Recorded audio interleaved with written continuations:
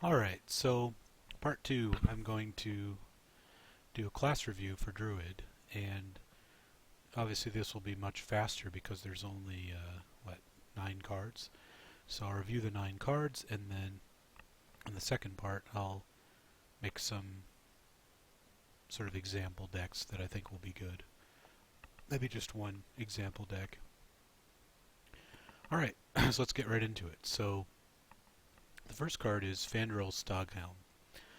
Your choose one cards have both effects combined, so I think this card is very cool. If you watched my neutral review, you heard me talk over and over about how a 3/5 that has a good effect is generally worth it. And examples I used were Senjin, Shieldmaster, Refreshment Vendor, things like that. Well, this card's a 3/5 and it has good effect. So the thing is they're going to want to kill this, right? They're not. It's effectively a Senjin, right? Like they're not going to leave this up. So it's just flat out better than Senjin. Ideally, you want to get value from it the turn you play it. I think the best card to get value from this is actually Raven Idol, which is a card that a lot of people don't like. People don't like Raven Idol. I actually like Raven Idol. I think Raven Idol is a very strong card, and I think it's underrated. I think it will be played a lot now, especially because of this card. But even without this card, Raven Idol I think is at least decent. Anyways, though, so for example, turn 5, you play this, you play Raven Idol, you get to discover a spell and a minion. And it's possible you can find a spell that has a choose effect such that if they don't kill this, you can also use. So for example, you can find Starfall, or you can find the new card that gives you either armor or Feral Rage, give your 4 attack and 8 armor, you can find a Nourish, which if you play Nourish with this in play, I mean, I think you just win the game. So much so that I may actually play Nourish in my deck because I think, obviously, Ancient of Lore going away means you lose some value and you may want some more draw anyway, so I may try playing one Nourish in my deck just because of the off chance if I get this and then it lives and then I play Nourish, I just win, So other cards that are amazing with this are Wrath and Living Roots. Cheap cards that choose. Now, obviously, if this sticks around, there's some insane plays like the next card, summon 7/7 Wisdom gives your minions +2/+2. That's amazing. You can get 7 3/3s or whatever. That's never going to happen, though, right? So I still think this card is great. I will play this card for sure to see if it's as good as I think it is. I believe it's very good. I believe I will be playing a deck that's like more of a token Druid deck. Another card that's amazing with this is Power of the Wild. So when you play Power of the Wild, maybe I should check and see. Power of the Wild, because so that's worse. So the bad thing is that I believe the way this works is it does them in order. So when you play Power of the Wild, it will give +1/+1 first, and then it will summon a 3/2. I was thinking if it happened in the other direction, it would be far stronger because then you'd get a 4/3 with the Power of the Wild. But it's still really good, right? If you have because also keep in mind, you're going to have this in play too, right? So worst case, if you play it on turn 6, you get a 3/2 and a 4/6, which is kind of hard to kill, right? So I mean, obviously, ideally, you have more minions in play when you play your Power of the Wild, but I still think Power of the Wild's a good card with this. So I'm thinking something along the lines of, Living Roots and Raven Idol and Power of the Wild, and obviously Violet Teacher's probably going in there too, and obviously you have your standard Innervate Wild Growth stuff and some draw and maybe a Nourish and that kind of thing. And I think this will be a very good deck. I think it will be one of the best decks. My top, I guess, classes, Druid is one of them. I think Druid, Hunter, probably Warlock, probably Paladin could be okay. People are sleeping on Paladin. I think it's actually going to be pretty decent though. Shaman will be the best class, I think, but everyone thinks that, so we'll see. So yeah, great card. Looking forward to playing that one. That will be one of the first ones I want to try.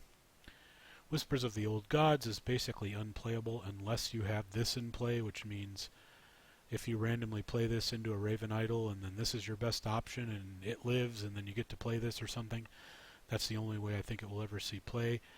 Otherwise, I talked about this extensively in my previous review. A 7 mana effect must be extremely good to play. I mean, think Doctor Boom, like think Pre-Nerf Ancient Allure, think Flame Strike. Like you have to have an extremely good effect to pay 7 mana for it, and this is not. Either one of these is not extremely good, so that won't be played.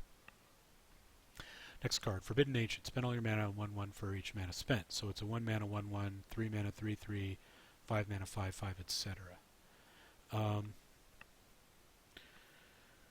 Just okay, I think. I don't think it will be good enough, but the one thing I'm thinking that is pretty decent is stuff like Innervate. Like, so for example,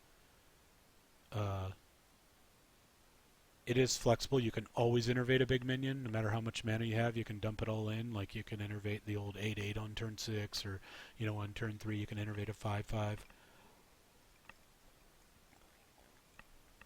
So with innervate, maybe.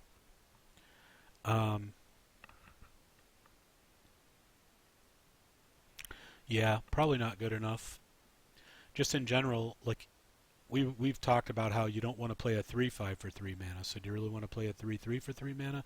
I mean, generally, if you play a 3/3 for 3 mana, you got to get like heal for 3 or do 2 damage, or you know what I mean. This is just going to be, it's flexible, but it's not going to be strong enough, I think. All right, the next card is the Amber Weaver. If your Cthulhu has at least 10 attack, gain 5 health. This is clearly a very good card if you pull it off on turn 4. Now, that's possible.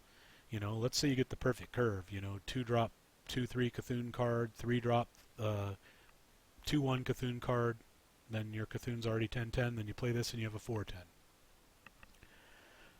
It could be good. That's pretty unlikely to line up because of the fact there's not that many of those, but, I mean, how many times have you seen a Paladin do mini-bot into muster into Paladin Shredder, for example? It happens enough, right? That's the same kind of draw we're talking about. If you get those 2 cards and then you get this, now you have a 4/10. The reason why that's good as well is that this is actually a bit more, and I guess, another way to look at it too is it doesn't have to be turn 4. Turn 5, it's still great. So I've said all along, I think the best Cthulhu strategy is a mid-range strategy, which means maybe this is the way to go, because you can play the 2/3 Cthulhu card and the 2/1 Cthulhu card, and then you can play the 4-mana Divine Shield Cthulhu card, and then obviously you're going to fill in your deck with a lot of other more sort of mid-rangey minions, and then you play this, and then you also have Innervate, and so it's pretty likely by turn 4 or 5 you can get a 4/10, which is, quite nice. So I think this card is good. I think if I did the same thing that I did with all the other Cthulhu cards, where I said, let's just assume Cthulhu is great, in that case I think this card is actually at least good, maybe even better. So yeah, if Cthulhu decks work, I think this card will be good. Mire Keeper. So this is the one everyone loves. Choose one, either summon a 2/2 slime or get an empty mana crystal. Once again, I think this is really this is a good card. I like this card because of the flexibility. I do think the slime is generally going to be better than the mana crystal because of the types of decks that you're going to play. I do think Ramp Druid can work, but I think a better strategy will be to play the more like sort of mid-range tokeny Druid decks, because I think Savage Roar is too good of a card not to play, and you can't really play Savage Roar in a more ramp style deck, and losing things like Keeper of the Grove hurt the more control-y rampy style decks more than they hurt the more aggressive decks. Also, losing the card draw hurts the more rampy style decks more than it hurts the more earlier mid-range decks. So I think more often than not this is just going to be a 5/5 for 4, which is pretty great, because by that point, like, your deck's going to top out at 5 or 6 mana, or a few, so you don't really need ramp by the time you play this. I still think it's a good card. I do also think like the potential of like, something draws along the lines of like Innervate Staghelm. Like if you get Innervate and Staghelm into Wildgrowth into this, for example, you just sort of blow the game wide open. Another thing that's really good about innervating Staghelm is that when you innervate a Shredder, they can Frostbolt it, or do War Axe it, stuff like that. If you innervate a 3/5, it's a lot harder to kill. So innervating Stagholm is actually a pretty decent play. Like you can innervate Stagholm out early and then get a few procs off it the following turn, and if they still don't kill it and you get to play a Mirekeeper, that's amazing. So Mirekeeper is a good card. I would say Druid is probably the second best class. I'm going to rate as the second best class after the nerfs and the expansion. And this is part of it. This is a good card. Staghelm is a great card. Okay, next card. Adel Grizzly. After you summon a minion, give it +1/+1. Well, I don't think this card is good. I think it's too slow. In order for this to work, you need to basically play this and play a bunch of tokens. So, for example, you have Violet Teacher already in play that somehow survived. Then you play this. Then then you start going off with spells. You innervate. You Living Roots. You Power the Wild. You do some kind of crazy combos, and all those get an extra +1/+1. Yeah, it could work, but you don't need this to get those crazy combos. Like, for example, let's just say instead of this you had nothing, and you just did the same thing I just said, which is, Violet Teacher, Living Roots, Power the Wild. I mean, frankly, Violet Teacher, Living Roots, Power the Wild is probably enough to just win the game, right? Like, you don't need this added to it. So, yeah, I don't think it's playable. Dark Arakoa. Taunt, 5/7, give your Cthulhu +3/+3. Okay, so I like this card just on the stats. It's 6 mana, 5/7 is a great card. You can compare it to something like Toshli, very good trading, and it's a taunt, so they have to trade into it. Giving Cthulhu 3/3 is great. If Cthulhu is great, this card is great too. Another thing is this card is actually, even though it's a taunt, it still fits in a more mid-range strategy, I believe, because it just has good stats for the mana cost. So, like, if you just treated it as a 5/7 neutral for 6 that gave the Cthulhu 3/3, it's okay.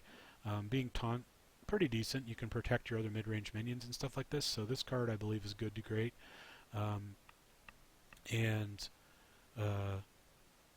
If Cthulhu works, I'm reasonably optimistic about Cthulhu Druid.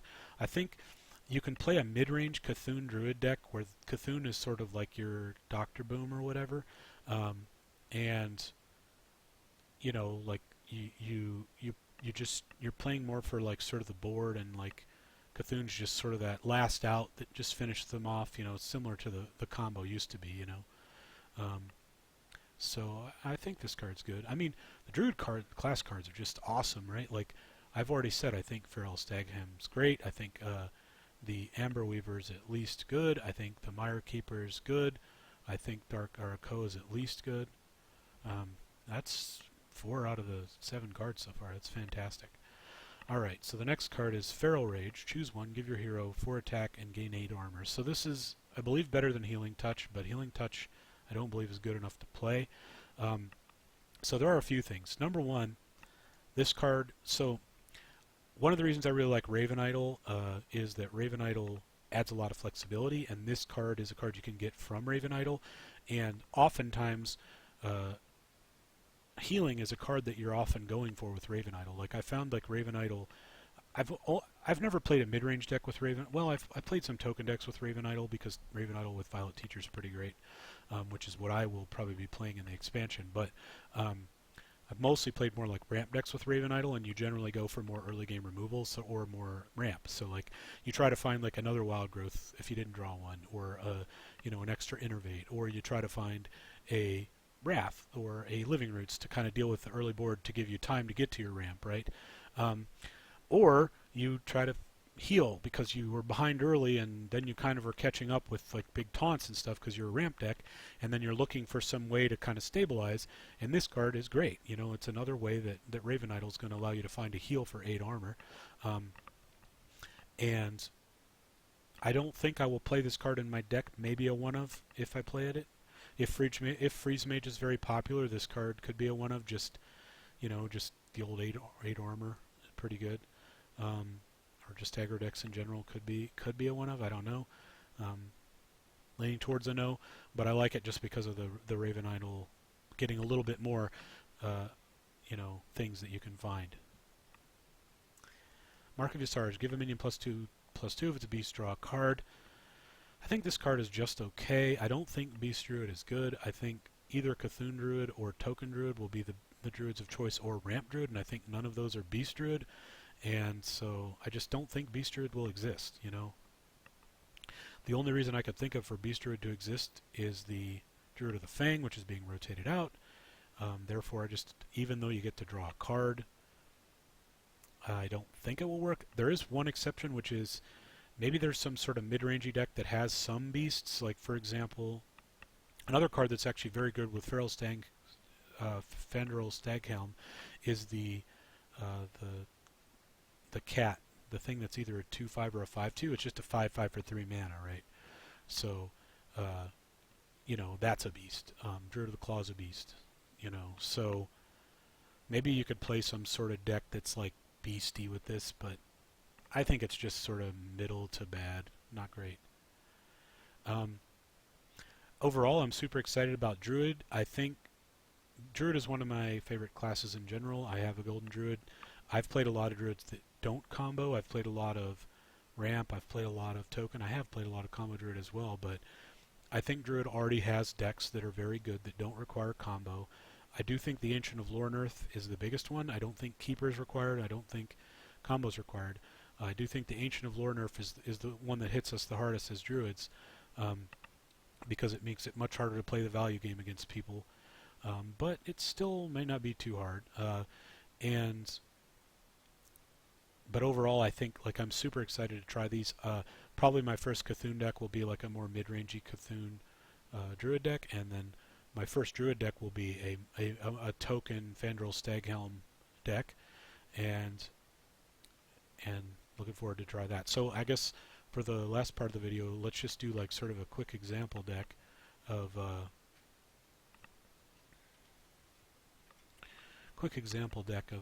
Druid. What I think like a tokeny deck may look like, and why I think it will be so good too. As I'm building this, the reason I think this will be so good is, Token Druids are these decks that snowball the board early, and the way that it gets prevented is via like other early board minions, which are all leaving, right? Like there's no mini bots and musters and haunted creepers and Rubian eggs and stuff to really rain on our parade. So I may play Aspirant. I'm not sure. I'll leave it out for now, and I may come back and put Aspirant in. I'm definitely going to play Wild Growth. Wild Growth's really good with the Violet Teacher, just because like even late game you can set up for these super powerful turn 10 plays where you use the Wild Growth twice with the Violet Teacher and then Power Wild and create some big board. If versus the right kind of deck, it can be really good. I guess I should click the standard only. Make sure all my cards are standard only here. I'm going to play a Mulch instead of a Big Game Hunter. I think Mulch is not great, but like it's effectively that one just need to deal with a big minion, get it out of the way Druid removal card, since you don't really have that in Druid. Just the kind of emergency button.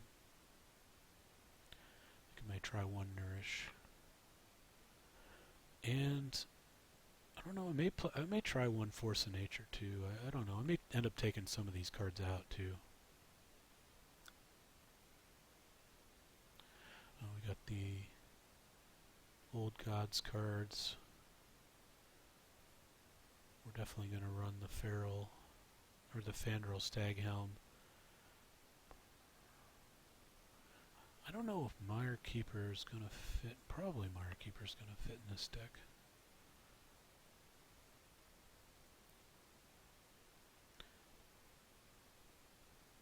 So an obvious minion I'm missing is Violet Teacher.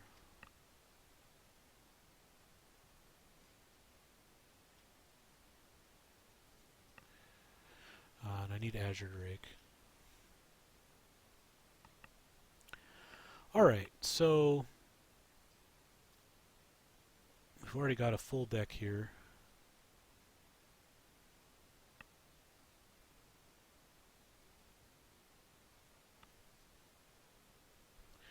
Maybe I don't need the Force of Nature. Alright, so this is just a quick example. I mean, I'm sure this could be refined and whatnot. But a deck like this, you have a ton of ramp. You have the Wrath and the Innervate. You also have the Mire Keeper if you want to use it for ramp, and you have one Nourish in there.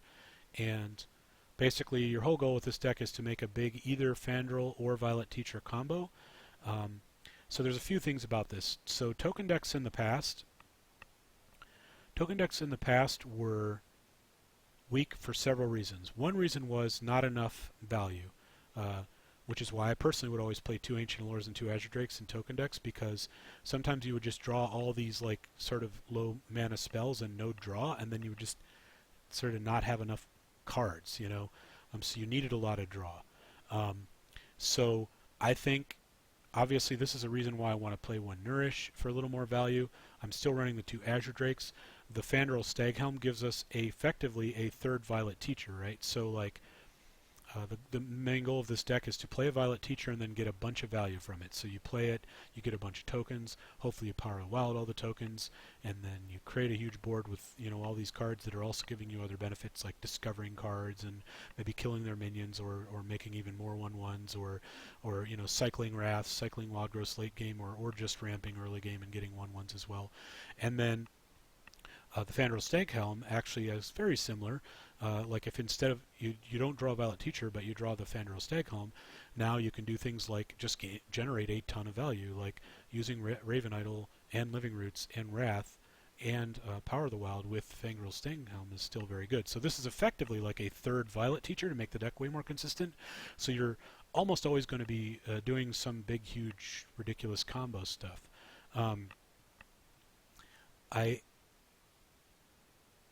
This deck also is, you know, it's built on building big boards early, so Savage Roar is a really good finisher. You still have all the Druid removal, Swipe, Living Roots, Wild Growth. You still have the Azure Drakes to improve all that removal. Druid of the Claw I still think is one of the best cards in the game, so I'm still playing that. Cenarius I think is just really good in token decks, so I threw it in there. Maybe that's, you know, cards that I'm sure on. Obviously Innervate, obviously Living Roots, Raven Idol. Still sketchy, but I think it's really good in this deck because it has great synergy with Teacher and with Fandral Staghelm, so I think that's a pretty solid one. Power of the Wild's a definite. Wild Growth or Aspirant, I mean, playing Aspirant instead could be good. Wild Growth's more consistent. I mean, a lot of times, for example, if you just get the sort of standard Druid draw where turn 1 you either Living Roots... Now, we have a super consistent early game since we have 4 1-drops, right? We're very often going to get a 1-drop, and then if we draw the Wild Growth, we're going to get a 1-drop into a Wild Growth into either Fandral or Violet Teacher, and those are hard minions to kill with 3/5s when you're playing them on turn 3. And then if you untap with either one of those, you generate an insane amount of value with all those other cheap cards and spells. So that's your sort of general game plan, right? So Mounted Raptor, once again, could play Aspirant instead maybe if you just want to go even more hardcore for the ramp. I think Mounted Raptor is a really good card, and the only reason no one played it before, well, some people even did play it before. So I like having a few 3-drops just in case you don't draw the Wild Drop. I think like the sort of standard 2 Innervate, 2 Wild Growth, 2 3-drops is the way to go. I'm running Mulch as sort of a replacement Big Game Hunter. That's a skeptical one. Maybe that's not necessary. Maybe you generate so much value from your board you can get away with something different than that.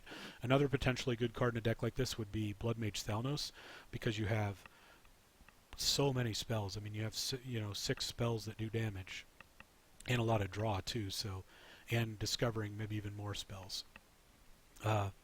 The other thing that's crazy about the Discover in this is you can discover, for example, more Power of the Wilds. So you like Power of the Wild, Violet Teacher, Power of the Wild, whatever. I think Savage Roar, like I said before, is a really good card. Mounted Raptor is another reason to play Mounted Raptor, make Savage Roar a little better because you're more likely to keep that minion around. Obviously, the whole deck's built around the Fandral and the Violet Teachers. Swipe's too good not to play. The Mire Keeper's another card that could be cut. I think it's really good. I think it's mostly going to be a 2/2, but once again, I think like this deck is going to be like building big boards and then and then Savage Roaring, right? So like, and also this card is amazing with Power of the Wild. Uh, like for example, you stick your Violet Teacher on say turn 5. Like let's say you play like Violet Teacher removal on turn 5. So they have an empty board and you have a Violet Teacher and like a token, right? And then it somehow sticks. They don't kill it. Then on turn 6 you play Mire Keeper, get a token, and then play Power of the Wild. That's insane. So like I like the Mire Keeper, but it is a card that could be considered to be changed. The Nourish is really a techie choice. I mostly included it because I think it's certainly possible to have things like where you, for example, draw Wild Growth and Innervate or something, and you end up with a Stag Helm in play and get the chance to cash a Nourish. It's just insane. It's like you win the game flat out, and I just want to try that. That's mostly why I put in there. Secondary reason was no Ancient Allure really takes away from the value of the deck a lot, and I know from experience of playing these kinds of decks, you probably want some more draw or just big minions. So I think the draw might be better since there's so many good combos and so much value from the combos. Like just drawing into them could be good in certain situations. It is a spell too, so like if Violet Teacher sticks and you use it with a Violet Teacher, you at least get a 1/1 and probably draw some more things you can play.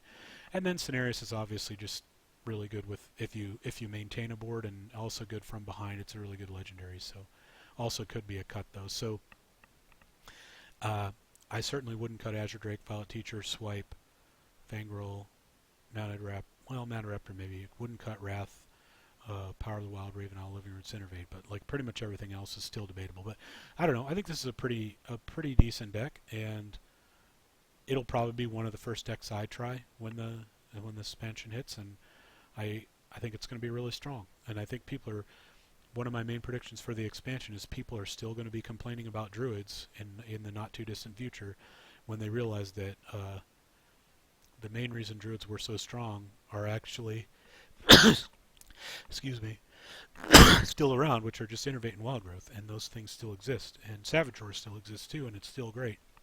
So, yeah. And Dr. Boom not being around hurts other decks more than Druid, I think. So, that'll pretty much do it for this part of the review. And next time I will be going over Hunter, which is also a golden class I have. So thanks for watching.